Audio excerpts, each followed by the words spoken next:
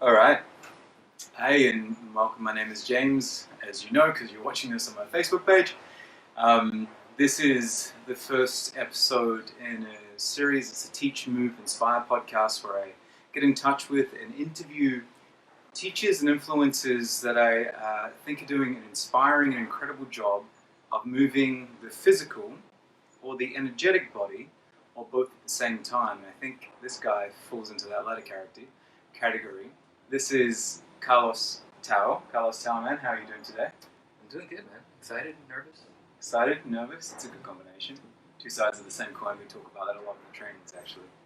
And Carlos and I have known each other now for a few years. We've worked with each other on multiple trainings. He's about the only person that I would feel comfortable with leading our level 2 training, which he does at Radiantly Alive. And he just has a depth and wealth of knowledge combined with a very, very unusual way of looking at movement. And we were just speaking in the beginning of like, well, how do I sum you up? And how, like, it'd be nice to say, well, this is Carlos Tao and he does Anusara, or this is Carlos Tao and he does philosophy, or whatever it is. But when it comes to Carlos, he's very it's challenging to put you in a category because you have such a broad interest, and what you do is so different to what's traditionally done that it makes it difficult to put in words. You know what I mean?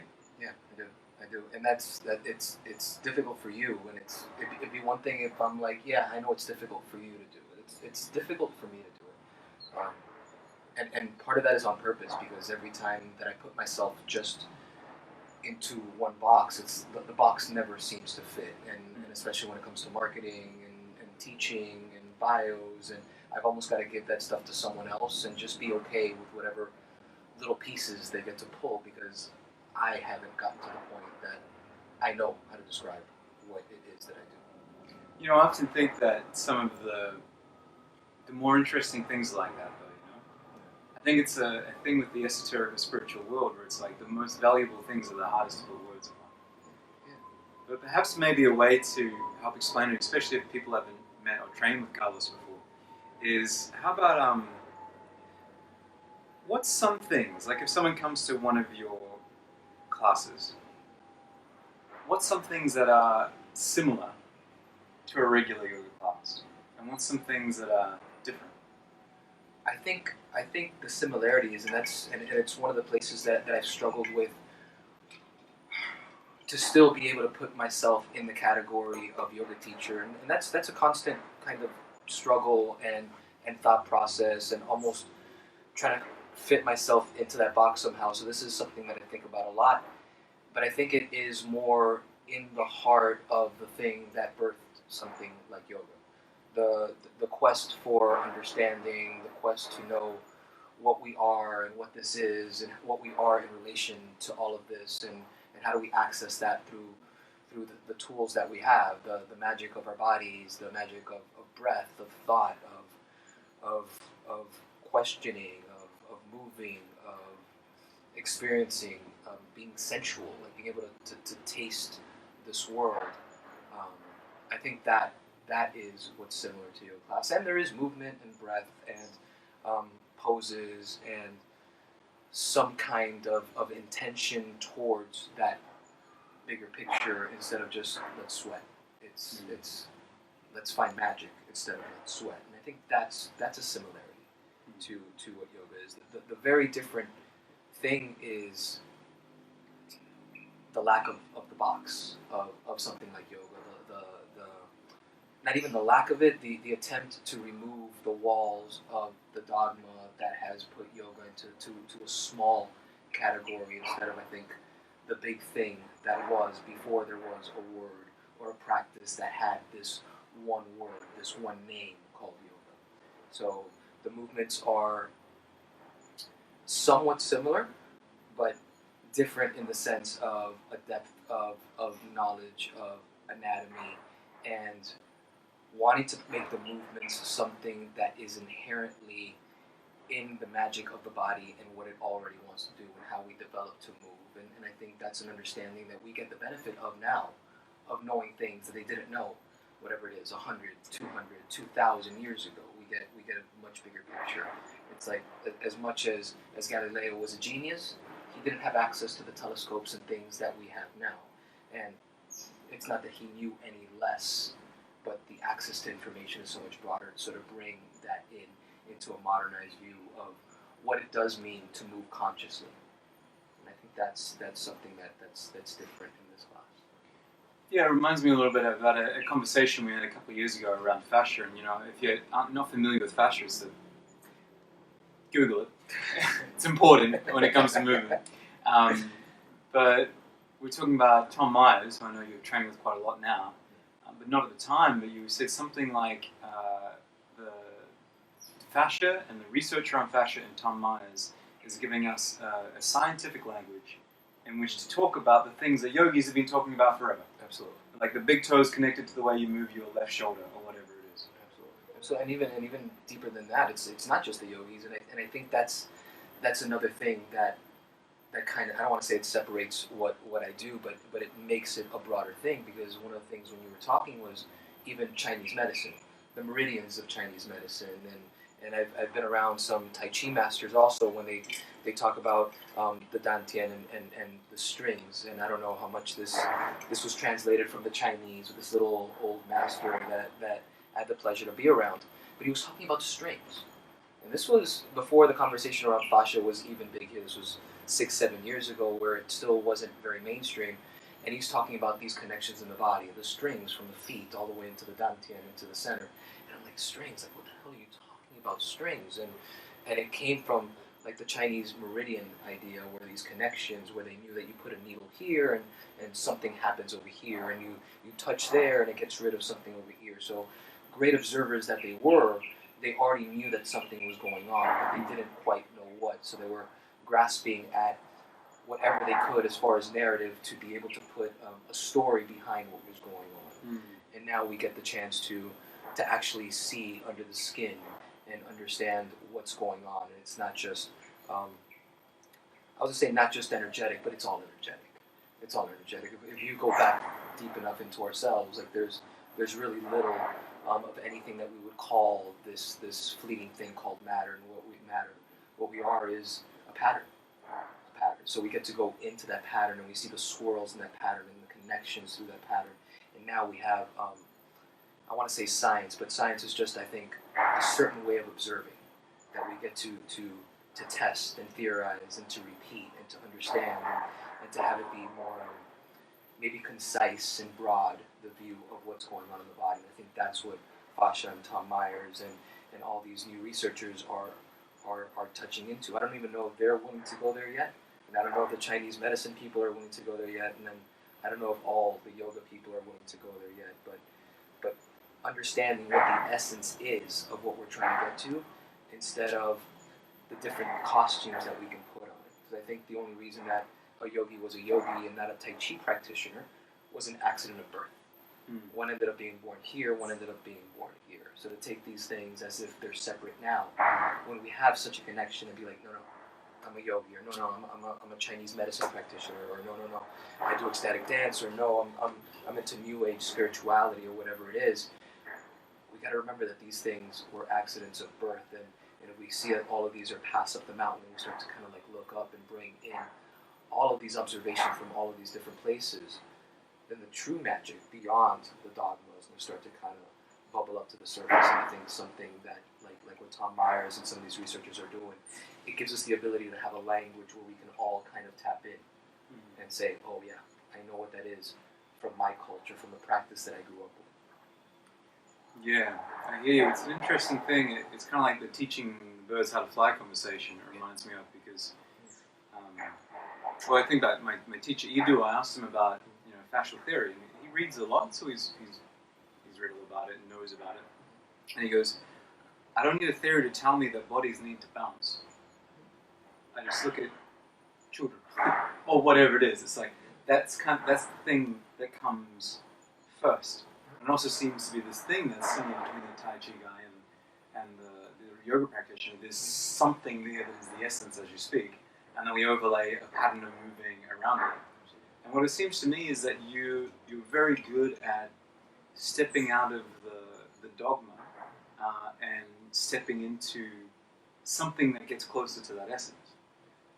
And one conversation I'd love you to talk a little bit about, you teach this on trainings, is rebels. Because I think it's very easy in the yoga world in particular, if things are so codified, especially if it's something like a Ashtanga. It's like, this is the way that you do it, this is how it's done, because this is what Patabi said, or this is what Iyengar said, or this is what Krishnamacharya said, or this is what John Friend said, or whatever it is. And you just have an interesting way of, I think, reframing that for people. You know what I'm talking about? I do, and it's not just yoga, right? It's been done throughout history where there's something in someone that has this rebelliousness in it, that they don't want to take what's been given before, because the truth is, and especially with what we teach, it's so obvious that the magic isn't just in one body, it's in every body. But what starts to happen is that we're not just an individual organism, we're also an organism where we talk about society or culture, and these things defend themselves. These things defend themselves, and it's given us amazing things. The ability to be able to have this conversation. We're still outside of society, hunter-gathering, like, we'd be out like hunting buffalo or whatever it is, and making sure that we could eat. So without having this ability to like think and ponder. And but one of the things that we trade in with that is this cultural acceptance of whatever it is, of these thought processes. And for the most part throughout history, rebels have not been looked upon kindly. They've been put outside of the pale, which means outside of the village, which means you're going to get eaten by some shit if you get put outside. Like that meant death back in the day. So conforming to whatever the society, whatever the village was doing was something that was ingrained in us. Very much. So whatever the culture was saying was about you being, like, first you need to be a good son, and then when you get a little bit older, you need to be a good student, and then you need to be a good worker, and then they're going to give you another role as a good husband, and then you're a father, and then you're a societal leader, and then you're owning all of these individual different things that are for society, which are great to do. But what happens, and it's not just one person or one culture, is we get to a certain point where you're no longer the son. Let's say your parents are gone, or you've grown and you moved out of the house, you're no longer a student. Your kids have grown and left the house, so even your role as a father has started to kind of diminish. And now your job is no longer necessary by society, so now either being retired or you get to step back from that. And then you've been juggling all of these roles, and these roles have been stripped away little by little, and you start to look around, and the questions start to come up. It's like, what am I? What am I if not father? What am I if not son? What am I if not worker? And it can be overwhelming, and it's like, I don't know. And then you try to express yourself in the world, and you realize that you're just expressing a role that's been given. And I think for most of us throughout history, we've all come to a certain point where these questions come up, and the really rebellious ones were like, what the hell is going on? And they weren't asking the society. The society will be like, no, now you're retired, and here's your next role. When those things start to lose their flavor, people will go out into the jungles or into the forests or into whatever it is. They'll leave on their own and go try to find those answers on their own. Like that's shamanism more than priesthood, where you're not being given the ability to teach or to lead or to understand. You go out and find that understanding for yourself. And I think that was the heart of the original rebels. But society is big, culture is big. So a lot of times these rebels would come back with some huge knowledge, and it would freak people out, and it would be challenging culture the way that it was done. That you're not father, you're not son, you're not a member of society only. You're something bigger and broader than that. You're the whole thing. You're magic. Like, all of these things are very challenging to culture, because if everybody all of a sudden drops all of their roles and moves on, society and culture might fracture. So the way that it's been done, which is genius throughout history, is instead of fighting the rebels, because that almost has a sense of like, giving it more power, they'll absorb it. They'll justify it, they'll absorb it, they'll soften it, they'll put it into 10 easy steps, they'll put it into a much softer version that's more, that's easier for a culture to swallow, and it becomes part of the culture. So, example, Hinduism, big, huge cultural caste system. Buddha, Gautama Buddha, grew up in that, tried everything that the Hindus told him that he needed to do in order to have this feeling of liberation. tried it all, didn't work. So he's like, screw this. This is not the way. I'm going to go find these answers for myself. Sat under the tree, whichever story you believe that he did. Discovered this other way of being, this other way of seeing things, this other way of looking at the world and looking at himself.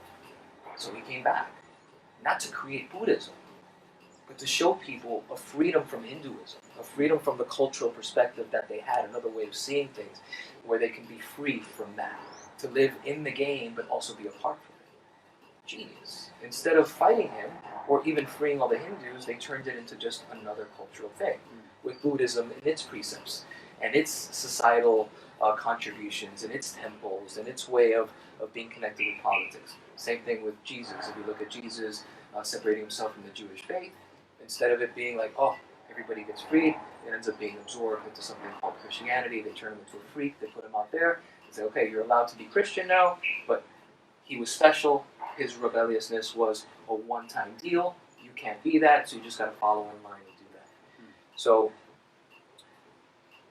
these rebels are the ones that change things, and so quickly we fall back into the box without even realizing it. We have these rebellious things that come up, and then it's back into a box. And I think if truth is the ultimate path, truth is a pathless path.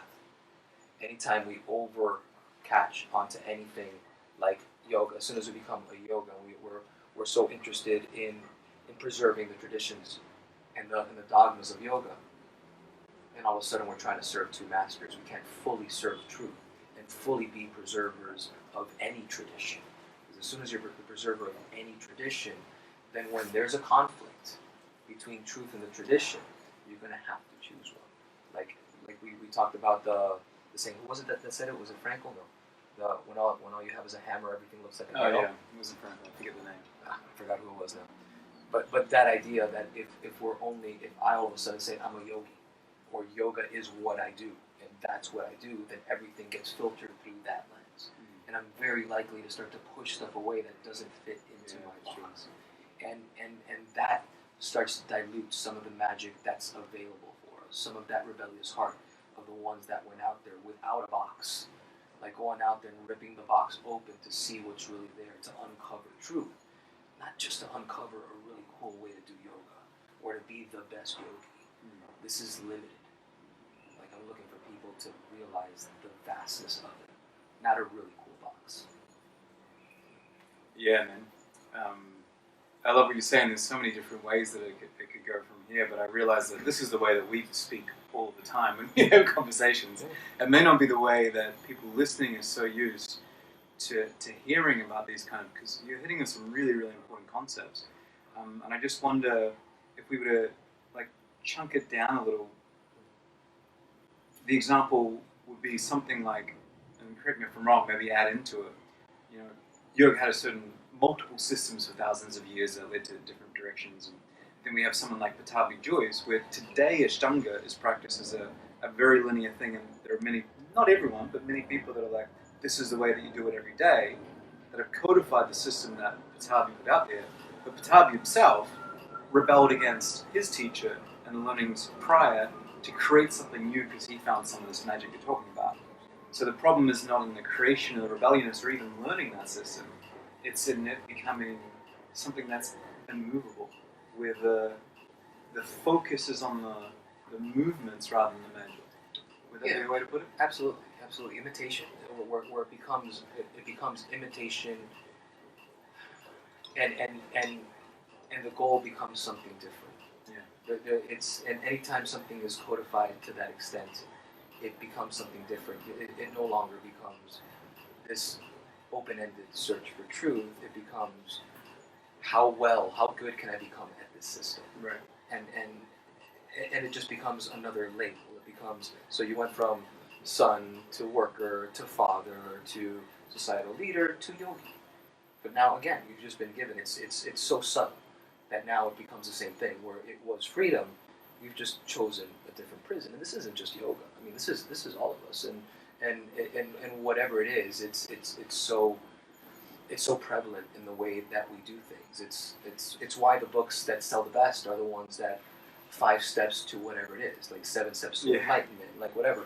first series, second series, third series. Like, oh, okay, here's the 3 steps, exactly. and then someone else will tell me how to be free, which is it's already such a weird thing. It's like, am I free now? Yeah. It's like as soon as you ask the question, you're obviously not. Right. And it is that it's I think it's in the heart of like the koans. If you guys like know what a koan is, it's these almost unanswerable questions given in Zen, where it glitches you. It glitches you to the point that you can't answer it from the same place that you answer everything else. So you've almost got to short circuit the way that you normally see things to break out of this way of thinking, of this way of coming into the next thing. And then, Krishnamacharya was already a rebel, and then he gave a system to Pattabhi Jois. And Pattabhi Jois, being a rebel, very quickly fell into, from his rebellious nature, was like, no, I'm gonna show you how to be a rebel. And he gave his 3 series or whatever it is to be a rebel. Iyengar did the same thing. His book was just a little bigger than his, and it's come down throughout the line.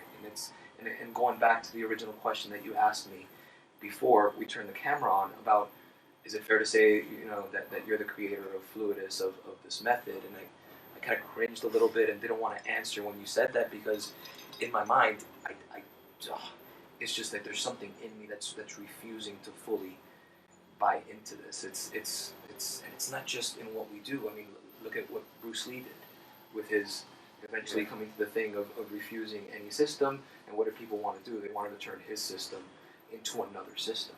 It's so quick to do. It's so easy to do, to take this thing that was rebellious and then just start following the next path. And I think something like imitation, and the tricky part about it is it's so difficult to teach. Yes. And I think that's the struggle of, and that's the genius of something like an Ashtanga system. Very easy. Very methodical. Very, very methodical. You don't have to think. You give it over to your teacher tells you what to do, and you do the next thing. You've got to be there 6 days a week. This is the poses, you don't have to think about it. You're back into the same thing, into the same hypnosis, just with a different flavor of it. And a lot of people, especially where we live down here in Ubud, are trying to, in some ways, either escape or leave the flavor of that unconscious, like spinning. And they want something. I think everybody's here because we want some kind of magic, and we all kind of like feel it tickling us somewhere inside. That magic is there, and we're looking for the formula.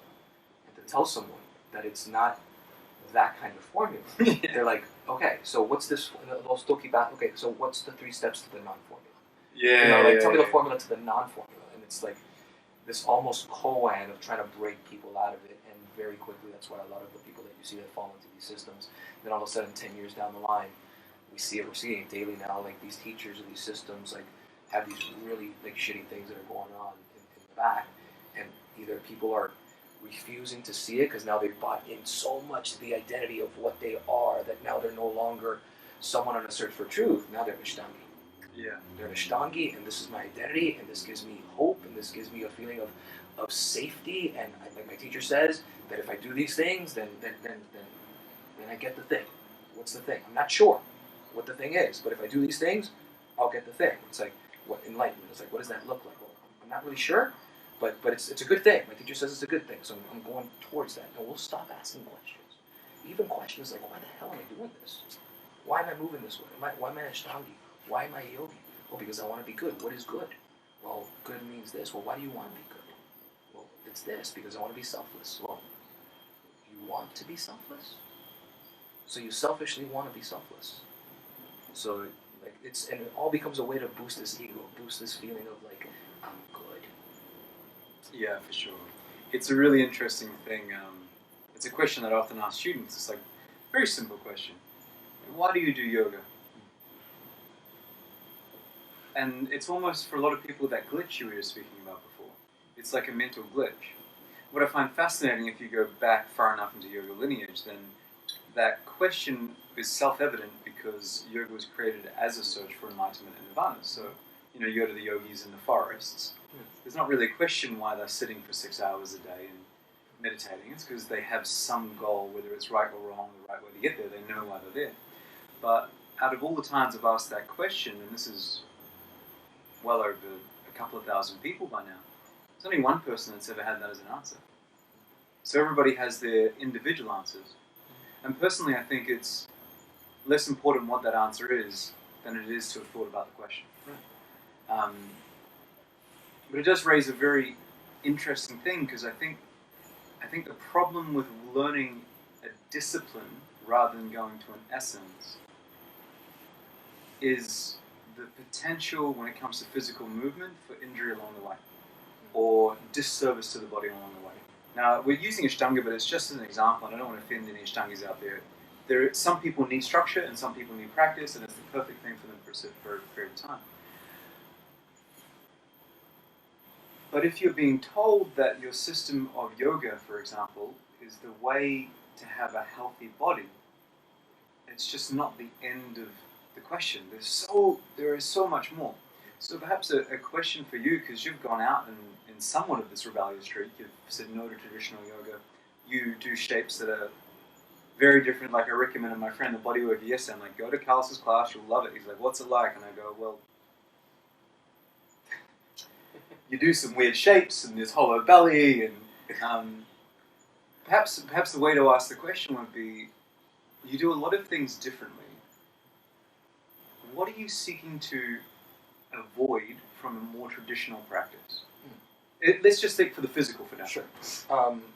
Definitely what you said, repetitive injuries.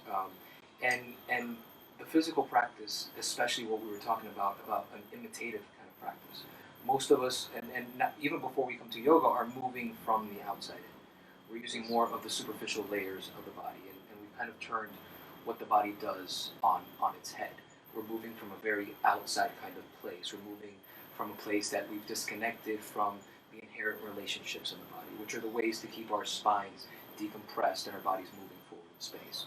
So the linear movement of something like a traditional yoga practice doesn't really respect some of the things that our body does. They did the best that they could with what they knew at the time. But with what we know now, and especially if you're seeing all the injuries and hip replacements and knee things and just chronic injuries that are happening in yoga, it's very obvious, except that it's hush-hush because of the things that you said of like, we love our practice. Can you give an example of one or two of the main things you see, the potentials for injury from traditional practice? Sure. I mean, over focusing on flexibility. Yeah. On flexibility without integration. There's a difference between mobility, having freedom to move, and flexibility, and all kind of there's nuances in there. Stretching a certain body part over and over and over again with the hopes of there being freedom in that part of the body because of this static long-term stretching. That's not the way that the body works.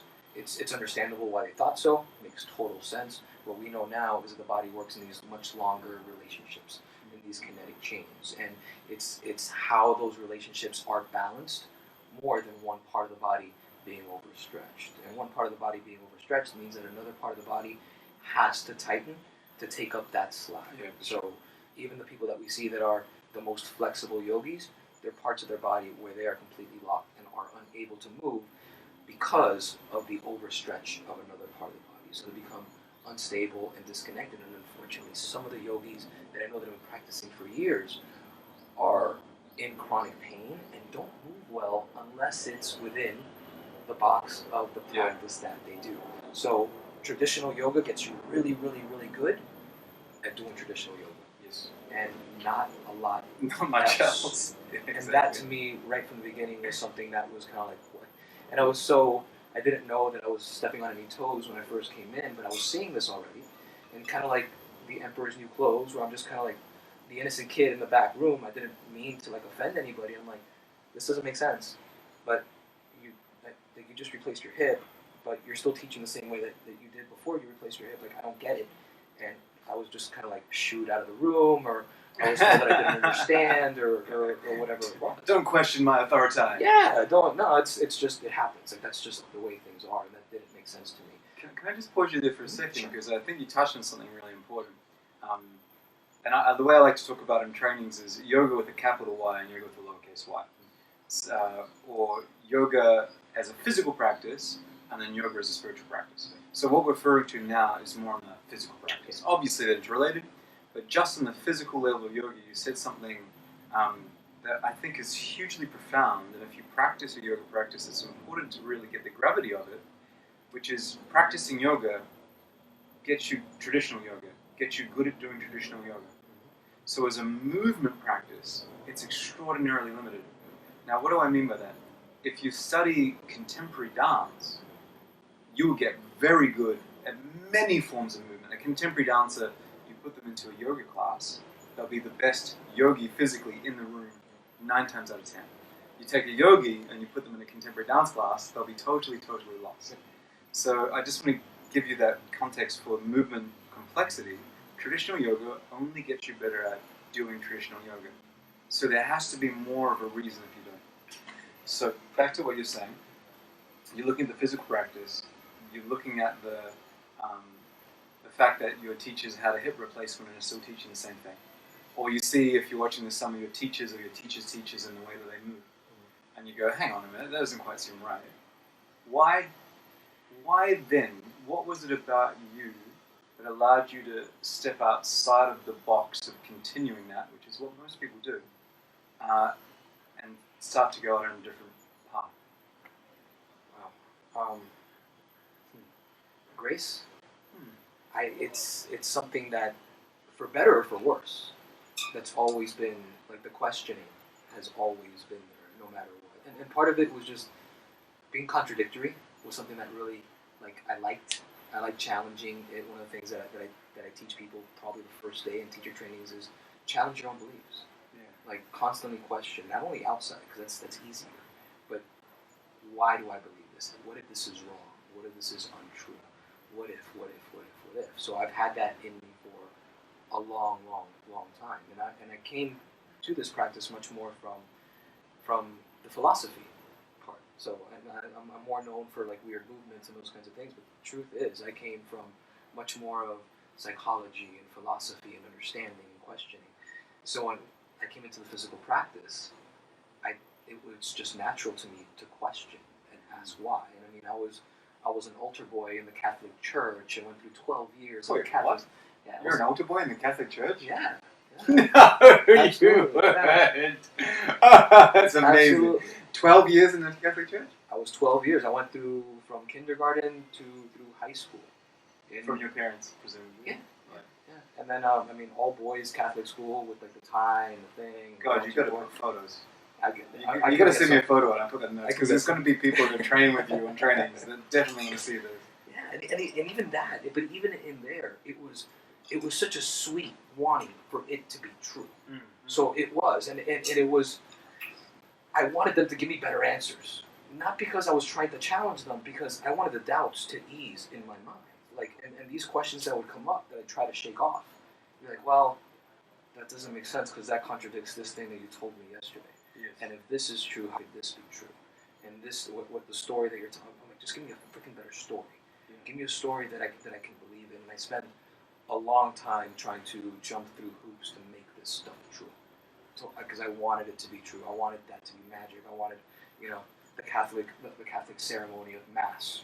Because there was something about it. I mean, there's something about the rituals and the bells and the smells and some words that you can't understand. It's like they were doing incantations up there, and I was like, "Oh, this is cool! Like, I want to be in there, like, behind the scenes with the incantations. I want to see the face of God, for God's sake.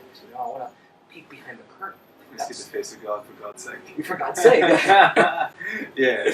I want to peek behind the curtain. Like, people will ask me now. It's like, well, like, why do you do all this? Like, not that I'll ever get there, but I want to see how God sees. Like, I want to see that kind of bigness and everything. So, and it was kind of a dark thing. Of, like, I went through all the sacraments, the confession, the communion, confirmation, through the whole thing, with this nagging, like, this isn't quite right. The story doesn't quite make sense. The story is not right. So, even from that really early on, from there, it's not that I stopped. There was a dark night of the soul, for sure, when those answers that I put so much into were not feeding it anymore. And there was definitely drugs, acid for sure. It was like, ooh, this is a way to touch something different, and progressively, like, more dangerous ways of trying to tap into that, until, like, heroin, like, culminated in heroin still, but it was still with the same sweet desire that I had as a little boy, looking at the smoke behind the priest and being like, oh, like, what they're talking about, what if that's true?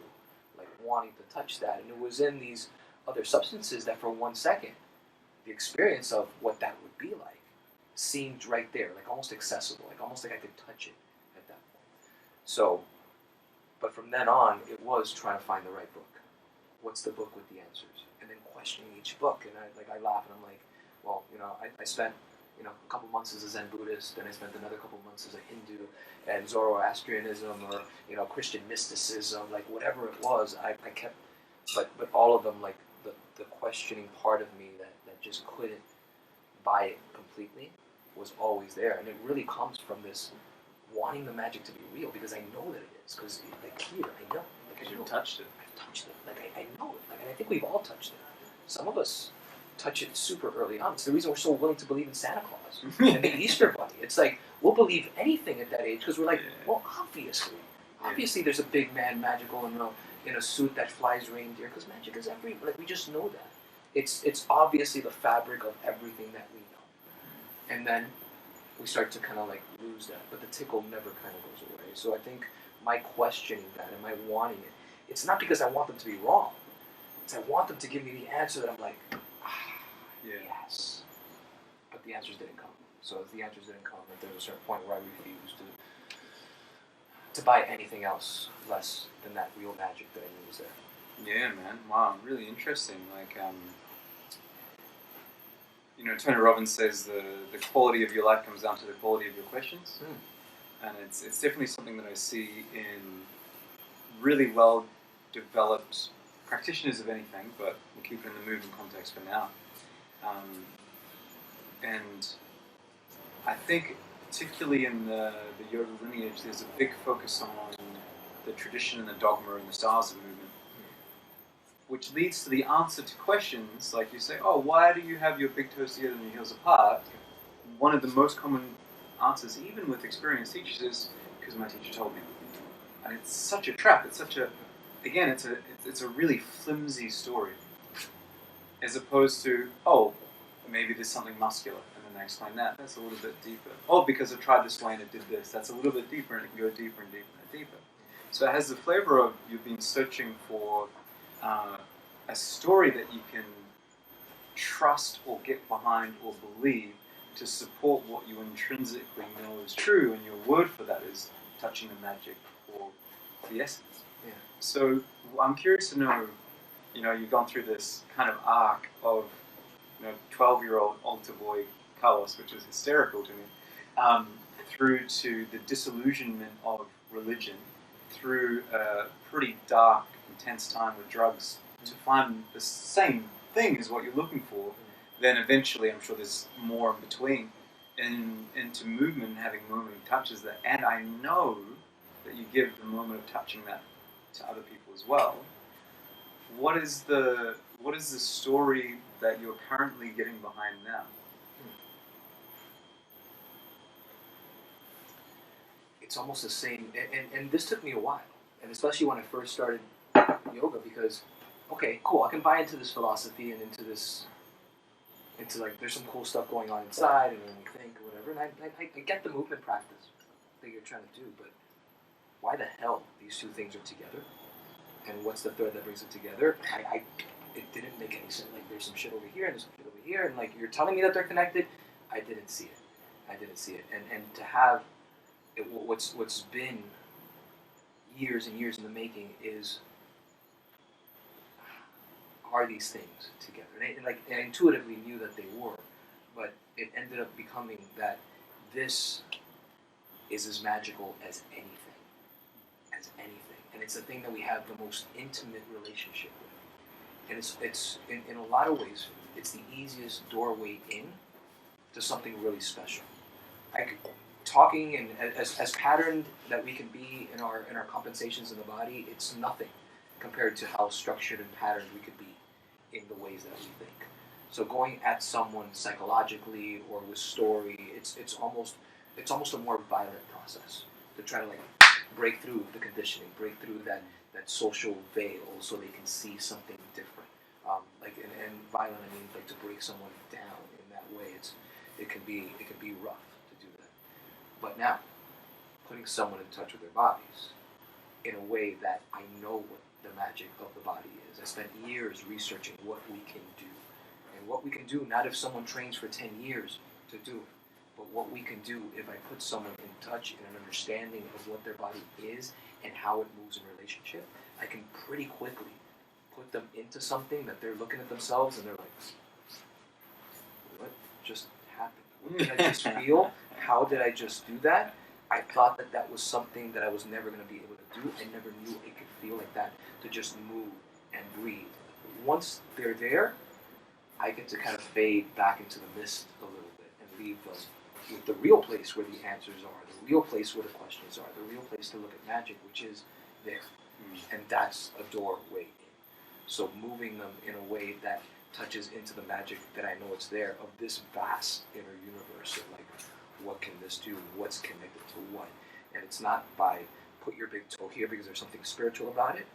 This is how we develop. This is how we've grown out of this world, to be able to lift our eyes and look forward, and to really be able to ask the questions and to see ourselves in everything, to have the one unique viewpoint of the magic that only you will be able to see in your way ever. And putting someone into that is the reason that I move them the way that I move them. To touch into that magic, not from an imitation of do the shape, but look what you can do. Look what that thing that you're like, you think that it's just that you're like this head that's dragging like this carcass behind you. Like you're a walking universe of magic, and like put this here, and the body will start to kind of come to life inside of them, and it'll go deeper and bigger than they ever thought possible. And then they're in. Then they're like into themselves. Then once they see it inside themselves, then they can look outwards and see that magic everywhere else. Once they can see it here. You know, I have this ongoing joke with Megan, because she often says really brilliant and insightful things, and like, scribe! Like, you need someone to write it down.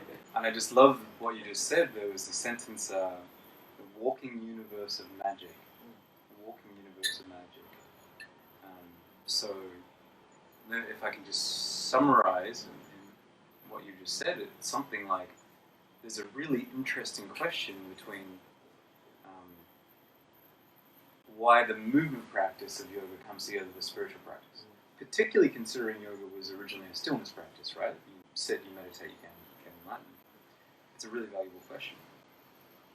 And for you it seems to be, there's something in looking so closely at what's going on in the body that it touches on that essence and that magic, which then allows you to see it exterior as well. And there's something about the body which is an easier or softer gateway in. And I think with the less violent thing than words is that if you're guiding them to find it in their body, and they feel that in their body, they have the experience and they put their own words on it. Because if you're telling them, then you're putting your words to an experience that you can't. We kind of know what it is, but it's very, very hard to put words on.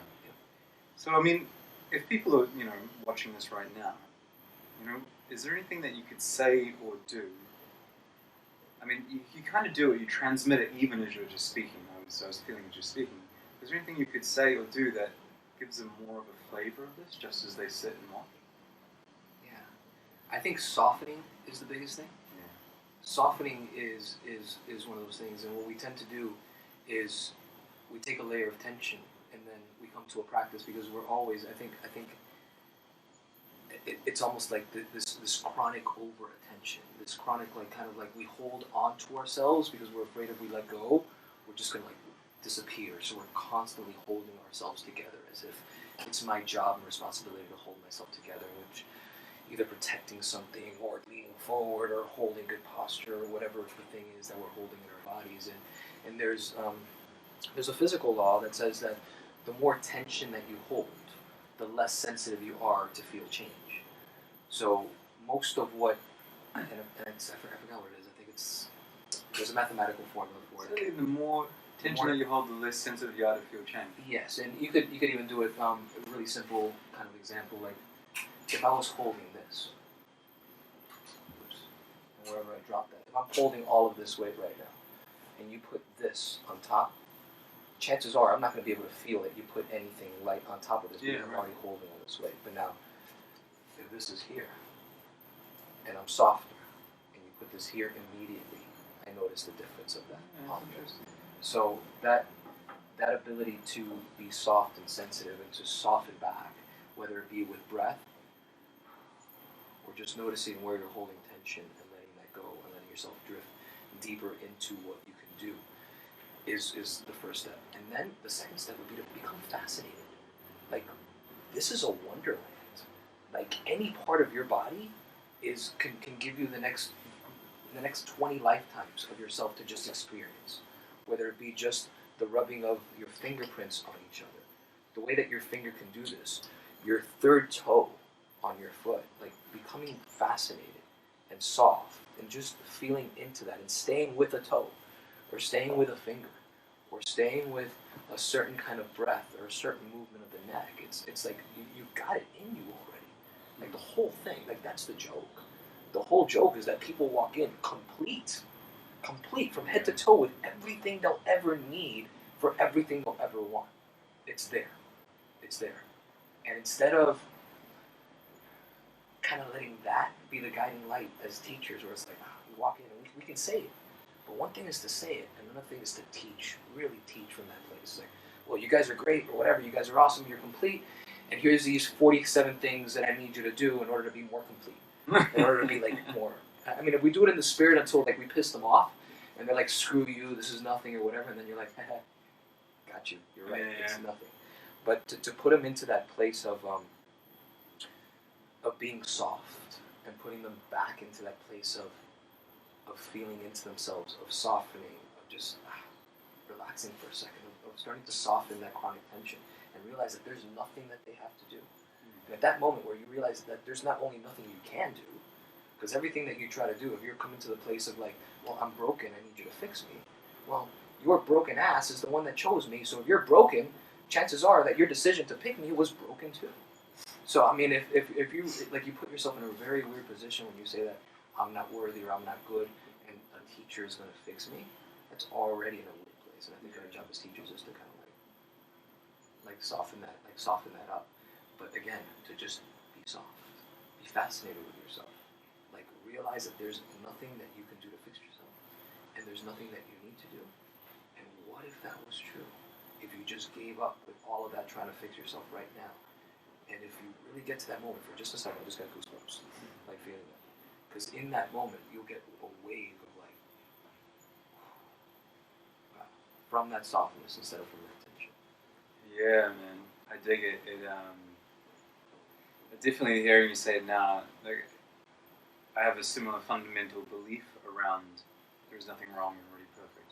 But just the way that you said it was really curious to me, because there's such a dichotomy with walking into a movement class that's, again, just use movement yoga, and having a teacher say, do this, do that, do that, do that, do that, here's the thing to make the shape better, without realizing that you're already perfect. As opposed to going in and realizing you have everything that you need, and softening back into that. It's almost like it creates a sense of space and a sense of play. It's like, well, if I'm already perfect, there's nothing, like, getting that Trikonasana perfectly doesn't actually matter. I already have it. But what if I played with it? Which also reminds me of your classes, because you bring in a lot of play. Like, there's multiple times of being in hysterics in your class, or climbing over somebody, or bouncing like a, I don't know, kung fu rabbit or something. But yeah, it really seemed to lead to that sense of spaciousness. If I already can do anything, then why don't I play around with doing something? It's a very different flavor, right? Yeah, I love that. And there's two games. There's the limited game, and that's the game of the adult. The game of the adult is, what's the beginning? What are the rules? What's out of bounds? How do I score points? And how do we win? And how do we finish the game? It's a very adult or past the younger kid game. The younger game, the game that we first start with, are the infinite games that we just play to keep playing. We play to keep going. And I think that's the game to cultivate. And it's all games. All of it. Like it's all a game. And the realization of the game, almost like the realization in the lucid dreaming. It's like, if you're dreaming and you realize that you're actually dreaming and you can have a lucid dream, the goal isn't to wake up. The goal is like, what can I do now?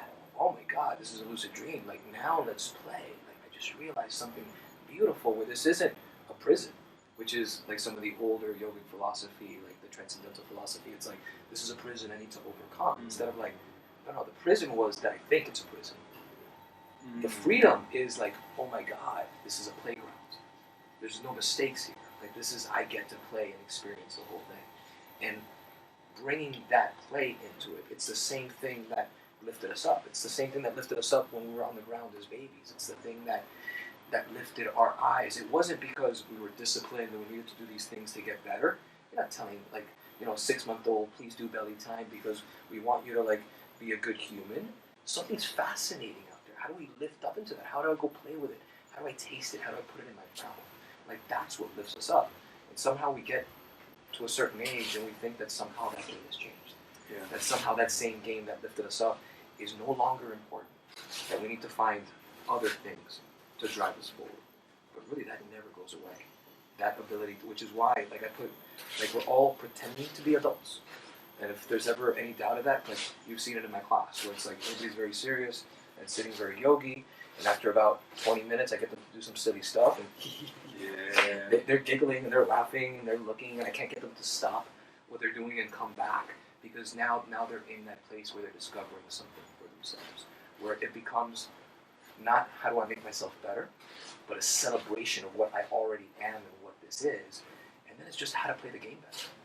Like, how to have a more full experience of the game. It's like, oh, well, okay, well, I played cops and robbers, so I was the cop and you were the robber, that's great, or whatever, and then, okay, let's do it different. Like, I'll be the robber, you be the cop now. And that's the spirit of turn your big toe in here. Like, how do we get the body into a place where the playground gets bigger, where you're no longer in a prison, but now you realize the playground, instead of being like this, it's like this. Yeah. And that's the way that I teach movement, to have them be able to play more, to discover more in their own bodies. Yeah, man. Reminds me, I saw this cartoon, I think it was just on Facebook the other day, and it was like a little kid slide. On the bottom of the slide there's 3 little kids. Next to the slide is a briefcase. At the top of the slide is a dude, adult in a suit, and the caption was just, I need this more than you. And so, yeah, man, I get it. Yeah. I get it. And I mean, it raises a very interesting question. Why do you think that I'd say the vast majority of yoga classes today are so serious? What is it about it that lends itself towards seriousness, you think? I think it is that ingrained belief, coming from whatever it is, of not being worthy, and you need some kind of discipline to get to the next thing. Like that, and it sounds weird, but it's this desire to be punished.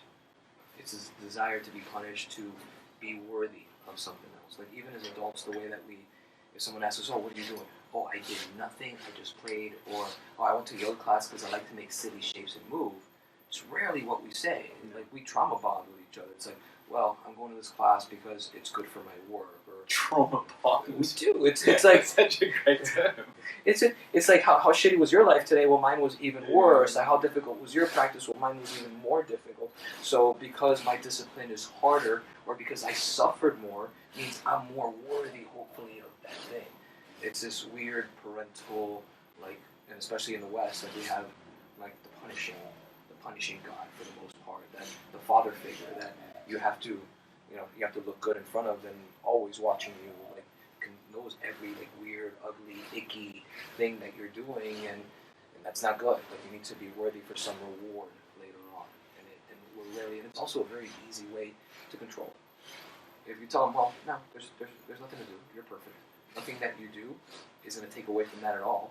So all of a sudden, you don't need me. Yeah. Because why would you listen to all the things I'm making you do if I'm giving the secret away right away of, like, if you ignore me completely, walk out of this room, you're just as perfect as if you do everything that I say. Which is ironic, considering, like, I think that, a great teacher is an adage, I forget the exact words, but something like, gets you to the point where you no longer need them. Yes. But I think there's a very much more of a guru complex in general. I think there's actually plenty of teachers out there that do this a good job, but in general in the yoga world, it's like, no, you have to do this thing, and you have to do it this way, and you have to do it according to me in order to get the magic juice. And if you don't, you won't. And you're stuck in this, whatever that thing is. And a few different reasons. You're absolutely right. Like, I agree with you 1,000,000%. And my ultimate goal is that they don't need me. Yes. ever again. And right away, like I'll do like self-deprecating things, and like in class right away, it's like, no, I'm not. I'm down here. I'm not over there. There's no such thing. I'm right next to you. Like, I'm doing it just the way that you are. Same thing. But another part of that, first of all, because if it's a power thing, it's a way for me to feel better about myself. Of I feel worthy if you convince me that I'm worthy. If like you're looking at me like this, well, maybe not when I'm by myself. I know how bullshit that is, but at least out here, I get to feel it. I get to feel like I have the thing. There's a lot of that out there too. Absolutely, like I have the thing because I'm still looking at you to feed me, to make me think that I have the thing, because I know I don't have the thing. Yes. Like I know that this is tenuous, and I don't actually have it, and a lot of what I'm saying is bullshit. But if I can get more people to believe it and look at me that way, maybe it'll make me believe it too. And also, if you've invested your whole life and that's what your teacher did to you, then you spent 20 years doing this. Then all of a sudden, again, the same thing. Like in order for me to believe, and it's to preserve the tradition that I came up in. Because if this is not true, what does it say about the last 20 years of my life? Yeah. And about my identity and what I've invested in? And I think that's another part of that. Yeah, man. I totally hear you. And it makes perfect sense with a lot of the scandal around a lot of teachers, abuse, sexual and otherwise, that have gone there. Like, one face in public. I even hear stories about some teachers, kind of limping onto the stage before doing their asana and then doing a practice, as if it's the right thing to do, even though their own body is telling them the exact opposite. But as long as they continue to be seen as this thing, it just smacks of bullshit. Yeah, it absolutely does, and unfortunately, it's the vicious circle, and it's that being in there, and a lot of it is done, especially in those moments. I mean, they're bringing their own. Whatever it was that they were struggling with, nothing's been fixed. It just gets an outward face on it. Like they get to put on the right clothes, and then they speak the right words. And as long as the outside, the superficial part, looks it, then that's the whole thing. And I think going back to the movement practice of something from imitation, like something working from the outside, it becomes the same kind of thing. You put on the outer tribe. It's the same with the body. You can make a warrior 2 look like a warrior 2. It doesn't mean that you're actually adjusting the way things feel on the inside and the relationships on the inside. I think a lot of stuff with that is a thing. And they've never actually been given any other way to look at it from their teacher. So you're getting people that came in broken, looking to be fixed. Yeah. A teacher that was telling them, well, do this, do this, do this, do this, and as long as you look the part, eventually you'll get there. And then part of that ends up becoming a teacher. So what else are they going to give their students? Except what they've been given. Yeah, But now, at least at the beginning, they knew that there was something fucked up about the way that they were saying things. Now their teachers kind of like patted them on the head. It's like, okay, go out, you're good. And they're like, well, I'm still fucked. I'm still fucked. But if you say that I'm good, then this must be the thing, and this is what I know. So I'll do the same thing to you, the same thing to you. It's a vicious cycle. It's a vicious cycle. Well, I think it's something that you do quite well, because I don't know if I've ever seen you wear mala beads. I've never seen you in a turban. No. I've never seen you in a full white outfit. I've never seen you in Lululemons. I have one pair of Lululemon No. shirts. One pair. Like, it's a good bathing suit. I'll blame Devin. Devin bought them. But they're good. But I did see you teach an entire teacher training in Bali wearing jeans, a white tank top, and a beanie. I like. I don't think you do this intentionally to be incongruous. I think it's just who you are. But it works as a wonderful tool to disarm people's perceptions. And the same thing with your tattoos. It's like, I don't remember the first time I met you, but I remember seeing you and thinking, generally you meet somebody with face tattoos, and my preconceived notion of that is prison. Or something like, or actually also New Zealand multiculture, which is a more positive viewpoint, but it's like, probably someone, and then you speak to you, and it's so disarming because you're so excited and energized in general about life. I expected almost a standoffishness about it. Because it takes a certain level of, disruption or ability to go against something to be able to do this in a society where it's not so common. But it tends to blend in towards a society of being disruptive and against. But you're not that at all. So it's just it's an interesting dichotomy. And since I've known you, the real estate on your face has gotten less and less and less. But I'm sure, I mean, I only bring this up. I wasn't sure that I was going to bring it up at all, but it seems it ties into the conversation. I'm sure there are people who are watching this that don't know you, and some of these people have 0 tattoos and are thinking, holy fuck, I don't know if I'd ever get a tattoo at all. Some people have a couple of tattoos and like, dude, that's a lot of tattoos. Some people are heavily tattooed and look at you and going, dude, that's a lot of tattoos. And I'm just wondering, like, not to go into it too deeply, but how does this match up with what we've been speaking about for you? It does and it doesn't. It does, but not, like you said, it's not in an intentional way in that sense. I mean, I love this. And I think that's where it connects, where, like, the realization that this is a game, and I get to play, and then how am I going to enjoy this to the utmost? Like how am I going to decorate this life? How am I going to decorate, like, the realization that this is magic, it's a gift to just exist, and then how to play from that place, how to, the same way that a painter would paint on canvas, just because there's an exorcism of something that wants to come out at that moment, and this ends up being the same thing, and I love to look at them, and there's different meanings for sure, there's different meanings, the same way that I love to write and try to express something in how I'm writing or how I'm speaking, and I think on the other part there is that what's possible, like what's possible to be that kind of fully in the game, and also realizing of the game, like to be fully in. Like, this doesn't mean that I'm this box or I'm that box or I'm like this or like that. It's just what it is. It's just what it is. Devin said something the other day. My wife was saying something. We talk about everything, and we were talking about this kind of stuff, and she was laughing because I get into moods, whatever it is, like every facet of human emotion. It's not as if I don't go in. I just flow in and out of them pretty quickly. But she said something, and I'm like, there's a different thing between realizing the game and then being separate from it. Like, being fully in the game while you're realizing that the game is going on doesn't mean that I pretend that I'm not in the emotions of it, that I don't get sad and angry and scared. Yeah. But and like, I'll tell her, it's like, no, sometimes when we fight and I'm saying things, I fully see it while it's happening. Yeah. Like, I'm seeing this and I'm seeing the patterns, and part of me is like giggling and smiling. It's like, oh, look what you're doing. Oh my God, this is the thing, or whatever. But at the same time, there's this bigger picture of it's okay the whole time. So I think this is part of that kind of dichotomy of, like, I love the ornamentation of it. I love the connection of having something to show that there's something different out there. The thing with the jeans, you're right, it's just me. I love jeans. I love moving in these really stretchy jeans, and I get to, like, roll around on the floor, like in the middle of, like, Ubud, like on those wooden floors with splinters, and not worry about it, and ants everywhere, and I'm totally safe, and I love that part of it. But I also, not that it was on purpose, but I do love that other part where it's like, you don't look like how I thought you should. And then that brings up a really good question. Well, how should I look? Yeah, totally. Like, how should you look? How should it look when we do this? Like, is there a look? So even it just reminds me of trainings, because, you know, sometimes the students that come to us may not know either of us. Mm-hmm. You know, it might be from online or whatever.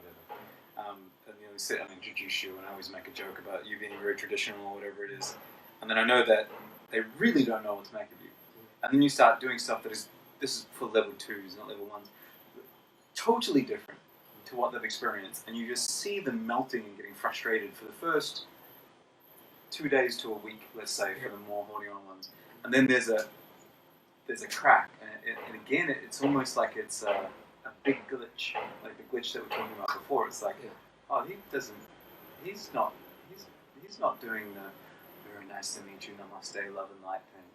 So it doesn't conform, and I think it's hugely valuable. Actually reminds me of Darren Brown. Okay. He uses the glitch in hypnosis techniques. So he'll your shaking hand reflex is an automatic reflex. Right. He'll grab your pelvic through that and put your hand to your forehead, and then put you in a trance because your brain totally glitches. Right. I think it's a really wonderful gift. I think that's also why I appreciate you leading the level 2s, is because, fuck, I really don't want people to learn more of the same. Right. You know? Way better for me, for them to be thinking for themselves. And to do that, it can be taken it almost needs to break the paradigm that we're currently in. But it raises an interesting question for you from my perspective, which is the dichotomy of, yes, there's movement in all magic. Magic in all movement. Same. Yes, that's the ultimate goal, and really I can see it all through my finger. And yes, I can do anything, but perhaps not right now. So what is the balance? Let me ask you in a different way. So we're talking about rebelliousness and not necessarily following dogma. Someone may take that and go like, what is the point in going to a class at all? Why should they train with you? Why should they train with me when they can just go to a cave or a space and do it all on their own? And that's a dichotomy for me between needing to learn a structure before going outside of the bounds to expanding on yourself, which is why, for at least my perspective, you suit so well the level 2s, but perhaps not the level 1s when they're coming for vinyasa. Right. Question make sense? It does. What do you think about that? I've gone back and forth on this. I still go kind of back and forth on this because it is much easier to teach. People always ask me, "Oh, your class for beginners." I'm like, it's easier for beginners. Totally. They're much more available. They're not questioning. I'm not attacking. They don't feel like I'm attacking their identity if I tell them to put their foot in a different place. Someone with a 20-year practice, I just ask them to bend a knee, and it's you could just see the struggle come through, the tensions where it's like, what do you mean bend the knee? It's like, what does this mean? But that becomes a really valuable thing too, to just kind of put the question back. It's like, why didn't me just asking you to bend your knee do all of that? Yeah. And then, is that freedom? Is that freedom to move? Is that freedom to think? Is that freedom to experience? Or is that prison? And that becomes a really cool question. So, in a way, it's easier to teach someone that's never been through the dogmatization, but it's almost more transformative to teach someone, to show someone that's already been through the fire what it feels like to be an aircon or whatever it is, because they already understand and they've got that reaction, and just pointing them back at that reaction, like, I did the same thing except bend the knee. Why? What do you care? Like, who cares if it's right or if it's wrong or if it's this or if it's that? Like, where is it like touching you when I said that? And that becomes a really valuable thing. And as far as learning structure before going beyond it, I'm not sure. I go back and forth on this, because we can teach structure, and really what I'm looking at is for people to be able to, and I tell them, like, take what you learn here, take it back. You love Ashtanga? You want to take this? Like, go back to Ashtanga. Like, see what's there for you. Explore other things with what we're doing, which is one of the reasons that I hesitate and I haven't pushed fluidus or the method as much as other people have been like, you've got to push this, because I don't want it to be another style, another thing, to be like, okay, this thing is better than that thing, is better than that thing. I think we can teach structure in as almost like a skeleton to hang this other understanding on. And my first reaction is that some of the structures that we're choosing to teach are very difficult structures that don't lend themselves very well to feeling the magic in the body. Totally. And that part to me is, even how much of traditional, even if we teach the traditional yoga movements as well as we can, is that the best place to hang some of this understanding of the body and what it can do, just because they're the shapes we have. They're the shapes that have been around for 100 years, they're the shapes that everybody kind of knows. And is that just kind of a lazy way out, that we're just taking the easy way out because it's already there? Or is it because these truly are the best doorways into the structure that eventually we can hang a deeper understanding of their bodies on? And I'm back and forth. Some of the shapes that we teach are still similar. I mean, something like a lunge shape, very natural for the body. It's a good place to kind of start. So kind of like Warrior One with the back heel up. Like, that's a really good place to start. But some of the other movements, especially when we're seeing people coming in with so many compensations just from living their lives, they're not getting anything from doing. They're doing the shapes to the best of their ability in that month or 2 months that we have them. And even within the best of their abilities, they're not putting their bodies anywhere near, or the relationships in their bodies. And there's other things where, the tensions aren't leveraged unless they're, when we try to teach them isolated muscle engagements in order to get a feeling of muscle action, but that's not really the way the body works in, isolated muscle engagement unless it's for a very specific reason, but it's not really in these bigger movements. So we're almost having to teach them some stuff that later on we're like, was it right? So I go back and forth. I think there's a better way. I think some structure is good. I think there's, because I put them in stuff like, like a mini squat right away. I'll put them in a lunge right away, and then we'll start to build the understanding around that. So some kind of structure, but I think it could be refined. Yeah, I hear you, man. I mean, it's an interesting thing. It's like, let's take someone that's never really had any movement practice, and you put them into a space and you say, okay, just move. Compared to a contemporary dancer that's been training for 20 years, you put them in a space and go, okay, just move. Or even a yogi to some extent, right? That has something. So it's almost, the question, as I say, is almost too broad. It's like, to what context? So if the context is to become the best mover possible, well, actually you need to step totally outside of the yoga dichotomy. But to become the best Ashtangi possible, it's a very clear structure to get there. The why matters. The why matters. The why matters, which kind of brings it full circle to something we've begun with in the very early on. And I think that's such a good thing, because and especially you said contemporary dancer versus someone that's never moved.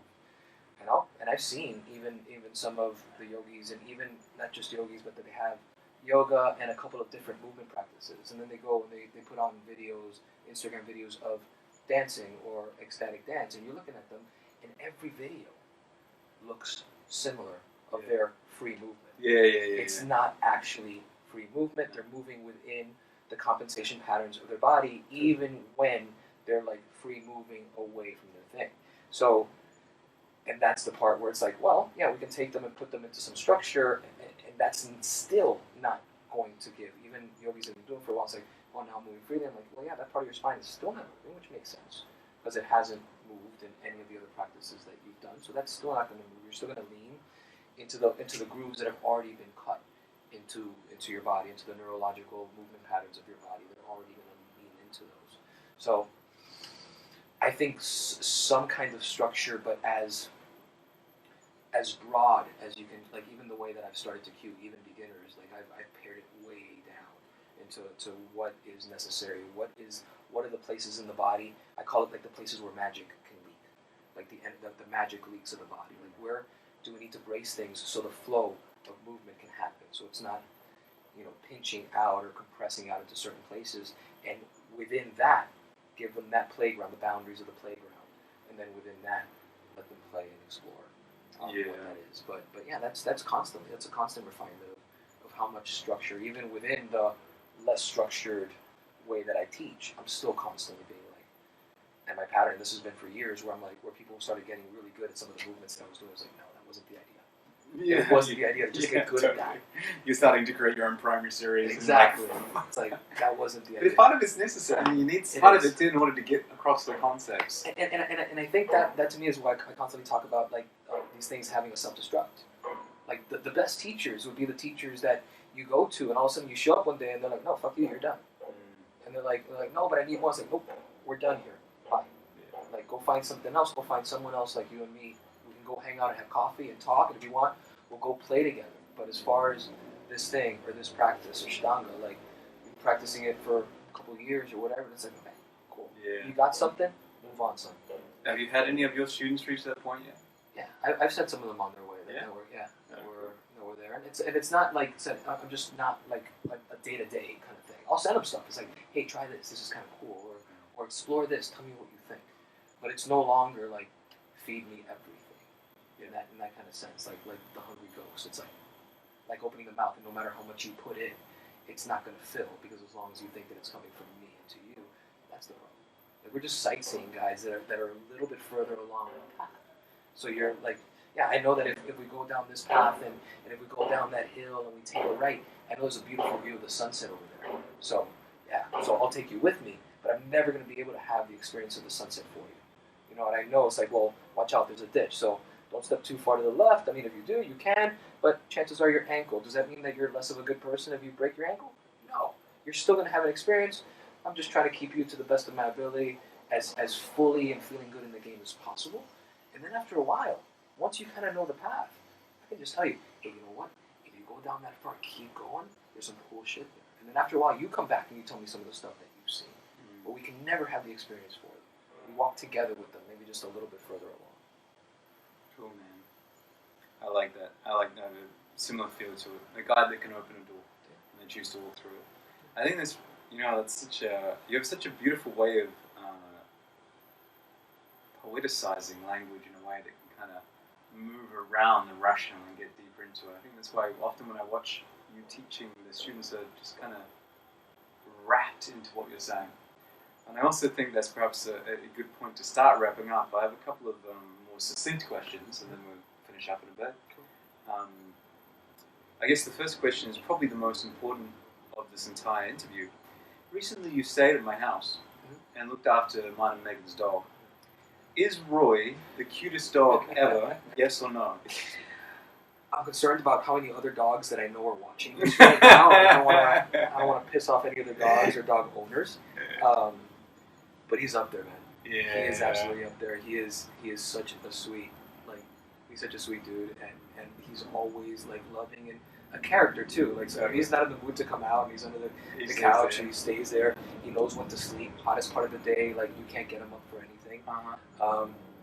And his heart and his little shuffle walk where he kind of just bounds around, and then he's got this thing, since he can't use his back legs, a compensation that he came up with was he can use the momentum of one of his other legs to kind of swing himself forward. So he kind of you see him hopping when he really wants to run fast. He just throws one leg out and he runs fast, and super intelligent little mover within the compensations that he's got in his body, and one of the sweetest dogs ever. Right. Super freaking cute. It was hard to leave your house because of Roy. Yeah. It was Devin and I were both for days they're coming home soon. We don't want to leave them. What are we going to do without Roy? Yeah. Totally get him. I'll put a photo of him into the show notes so you guys know exactly what we're talking about. Another one is, it's the simplest way to ask it. What's something that people can start doing now? What's some advice? It's such a big ass question, but it's what's something I can do today that will make me feel better in my body? Make you feel better in your body. I already said soften. Yes. Notice, and I think that's the biggest thing. It's not. There's nothing to be done to show someone how magic.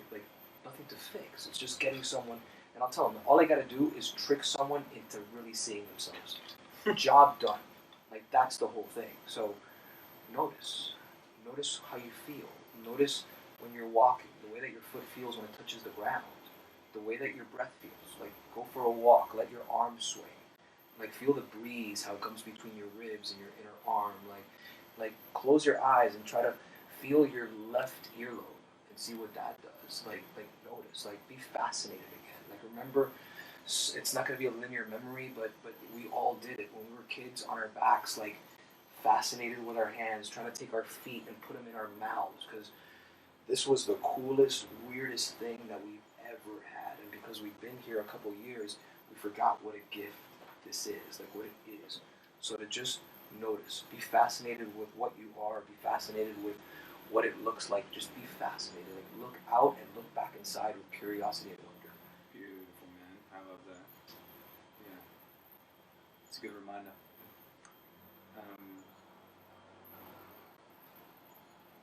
You teach all over the world, but you're based here in Ubud, Radiantly Alive, if you want to catch one of his classes and you're in town. You're going to Vietnam tomorrow, because you teach trainings there. What's the best and easiest way for people to find you in either of those places? Okay. Did you say find me or if they're not in either? Instagram, Facebook. Instagram is probably the easiest for now. We're working on another kind of platform to make it even easier, so we're not at the mercy of who Instagram wants to show our stuff to. But Instagram, Carlos Tao Movement on Instagram, it's the place that I answer most. It's the place that I'm quickest at answering, and yeah, and for right now, anything that we start doing in the future, it's on there, and I'm fascinated with how to, like Terence McKenna would say, like find the others. Like that's to me that's such a cool. So true. That's, I mean, you have a bit of a cult following too. You don't have a huge following, but you have a cult following. Like people really engage with your shit. Because everyone that I've seen you come into contact with is a direct convert afterwards. Yeah, and I think that's the cool thing, and I think that's because it's so easy. Because I don't have to, like I said, all I got to do is trick them into seeing themselves. Yeah. And then they're like, oh my god, how do I see myself more? I'm like, and then it's kind of like just like keep nudging them back towards themselves. It's like you already got it, like it's you. Yeah. But that sweetness of having people that are doing the same things and doing it out there. When I say find the others, like how to stay in contact, because especially we can forget so quickly. Yeah. Like we can never fully forget. Like we'll never completely go back. Yes, It'll be, which is like right now, if you decided that you were going to go back to your old life and go back to public speaking and sales and all the things that you were into, you could put on the outfit. You've got it in you to go back and put on the outfit and do it, but there'll be this nagging. Blue pill. Yeah, exactly. But there'll still be this nagging. Like a little flavor of the red pill will stay there, and it'll be this nagging that you'll never be able to fully go back. But especially even in a place like Ubud, when I first got here, and I started teaching. I was like, there was this tidal wave of like, no, you're full of shit. Like no, you're completely wrong. We know everything, and it was this, and it can be. I've done this for years, so I don't mind like stepping in against that tidal wave and letting it wash over me. But especially for those that are newer and are feeling this, and they're going to their local yoga studio or around their friends that are in this, and they're like such a strong like counter defense of like, no, you're wrong, like you're gonna fry, or you're not a true yogi, or no, you're lost, or whatever that is. It can be like, well, I don't want to be lost, like I really want the good thing. So to be able to have other people that have been there, and been like, yeah, no, you're good, like it's okay, like yeah, I hear that shit too, don't worry about it, keep looking at yourself, go and like stare at your own face until like your face looks weird, you'll see there's magic again, you know, and those are the people, they're playing a game too. You're one of the lucky ones, like, and it's there's nothing that I did to be able to see things this way. I truly don't believe I believe there's smarter people than I am that are still haven't been able to quite taste this and see this. And I don't think that there's anything that I did that I'm like, look what I did. I truly believe that there's luck or grace or whatever it is, which is why I'm so grateful for whatever reason I got a glimpse and I was able to keep it with me, and it's changed the way that I see everything. And that is such a special thing, that's the thing that I want people to see for themselves. So to keep at least inspiring them, not to follow me, not to whatever, because whatever, I could go crazy tomorrow and do some crazy shit, and who cares, and that has nothing to do with anything because it's in them. But to be able to have some people that they can be like, hey, everybody tells me I'm crazy and that I'm nuts. I'm like, cool. They're playing their own game. Yeah, that's fine. You're in good company. Like, yeah, like all the best people. What is it? Like, I think like the Alice in Wonderland quote. Alice says, you know, I'm afraid I'm mad, and then who is it that says it back? It's like, I'll tell you a secret. All the best people are. Yeah. Like if you're a little mad, you're probably on the right spot. It reminds me also, Daniel used to say, when you say you like someone, what you're really saying is the weirdness in me likes the weirdness in you, right? So you're going to find the other people with the same weirdness in you. Absolutely. Well, last one, man. It's a tricky one.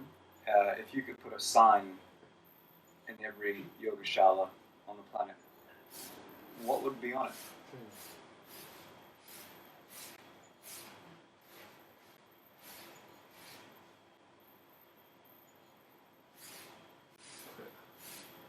I will put the smiley face with a wink.